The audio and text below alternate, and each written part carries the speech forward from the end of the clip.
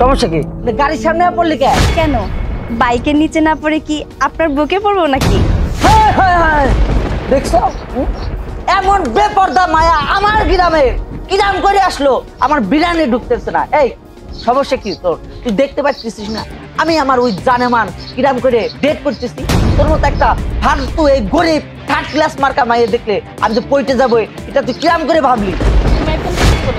একদমই ঠিক। তোর সাথে আমার বয়ফ্রেন্ডকে মানায়, আমার বয়ফ্রেন্ডের সাথে তো শুধু আমাকেই মানায়। শোনেন, আমি শুধু আপনার বয়ফ্রেন্ডের বুকেই পড়বো না, আপনার বয়ফ্রেন্ডের সাথেও আমি যাব। আপনারা ঠিক যেখানে যাচ্ছিলেন আমি ঠিক সেখানেই যাব।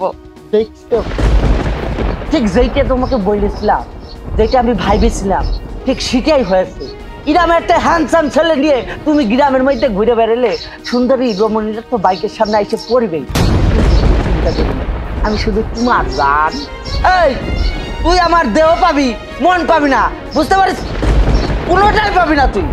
আমি আপনার সবকিছুই পেতে চাই, আপনার মন, আপনার দেহ, আপনার সবকিছু আমার লাগবে। এই মেয়ে, তোর সাহস তো কম না? তুই আমার সামনে আমার বয়ফ্রেন্ডের সাথে যেতে চাস? তোরে তুমি কি আমার গায়ে হাত না? এই তোর এরকম সাহস কিরাম করে হয়? তুই আমার সামনে আমার এরকম স্মার্ট গার্লফ্রেন্ডের গায়ে হাত তুলে ফেলেছিস, তো আজকে আমি ফাটা ফেলবো।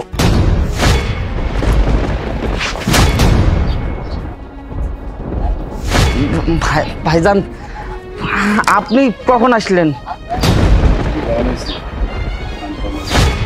অথই তুমি ফ্রেন্ড, এটা আমার বন্ধু। বন্ধু? তোর ফ্রেন্ড তাই না? আর কতকাল মিথ্যা কথা বলবি, কত নাটক তুই আমার সাথে করবি? তোর বাড়িতে বউ থাকা সত্ত্বেও তুই এইভাবে পরকীয়া করে বেড়াচ্ছিস। ভাই আমি তোমাকে বলেছিলাম না, তুমি আমার কোনো কথাই শোনোনি। এইবার হাতে নাতে সবকিছু ধরা পড়েছে, প্রমাণ হয়েছে তো সবকিছু। কেন হবে না? সবকিছু তো এখন আমার নিজের চোখের সামনে। এই তোরে নিজে পছন্দ করে বিয়ে করেছিলাম আমার বোনের লোক। আমার বোনটা যেন ভালো থাকে এর জন্য তোরে সবকিছু দিছি আমি, বাড়ি গাড়ি হুন্ডা সবকিছু দিছি। আর তুই কি করলি? আমার বোনের লগে এত বড় একটা গেম খেললি। আমার বোনরে বাড়িতে রেখে আরেকটা মাইয়ারে নিয়ে ঘুরতেছস। তোর নামে আমি একটা অভিযোগ শুনি নাই, অনেকগুলো অভিযোগ শুনছি। আমি বিশ্বাস করি নাই। কেন বিশ্বাস করি নাই জানোস? আরে তোরে তো আমি পছন্দ করে বিয়ে করাইছিলাম। আমি ভাবছিলাম তুই আমার বোনটারে অনেক ভালো রাখবি, সুখে রাখবি, শান্তিতে রাখবি। এই তার নমুনা। আমার বোনটারে সুখে রাখছস, জীবনটা ঝালাফালা করে দিছস।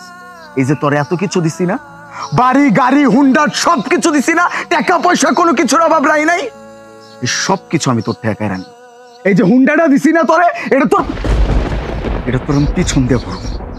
কতটা ভালোবাসছিলাম, ভালোবাসে আমার বোনটারে তোর হাতে তুলে দিছিলাম, আর তুই আমার বোনটার জীবনটা জ্বালাপালা করে দিলি, জীবনটা একদম তছনছ করে দিছস।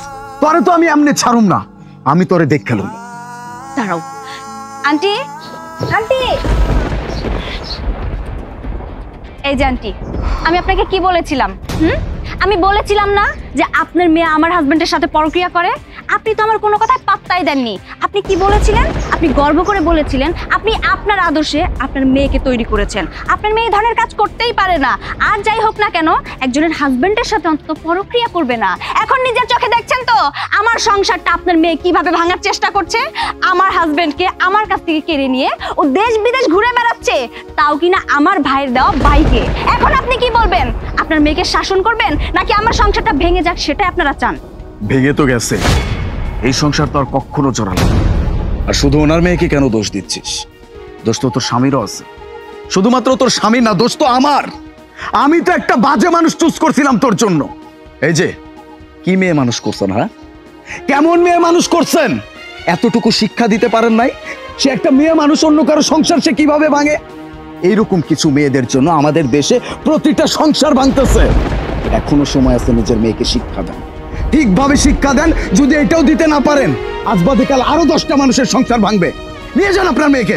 আসলে বাবা তুমি ঠিকই বলেছো, আমার মেয়েকে নিয়ে আমার খুব গর্ব আর অহংকার ছিল, কিন্তু সেই গর্ব আর অহংকার যে এত তাড়াতাড়ি ধূলিসাৎ হয়ে যাবে আর তোমরা আমাকে এভাবে অপমান করবে আমি কখনো বুঝতেই পারিনি। আসলে তোমাদের কোনো দোষ না, দোষ তো আমার মেয়ের। আজকে আমার মেয়ের কারণে আমি অপমান হচ্ছি। কিন্তু জানো বাবা, আমি খুব অহংকার করতাম, যে আমি আমার আদর্শে আমার মেয়েকে তৈরি করছি, কিন্তু আমার মেয়ে বাহিরে এসে যে এই সব কাজ করে বেড়ায় সেটা আমি কখনো বুঝতেই পারিনি।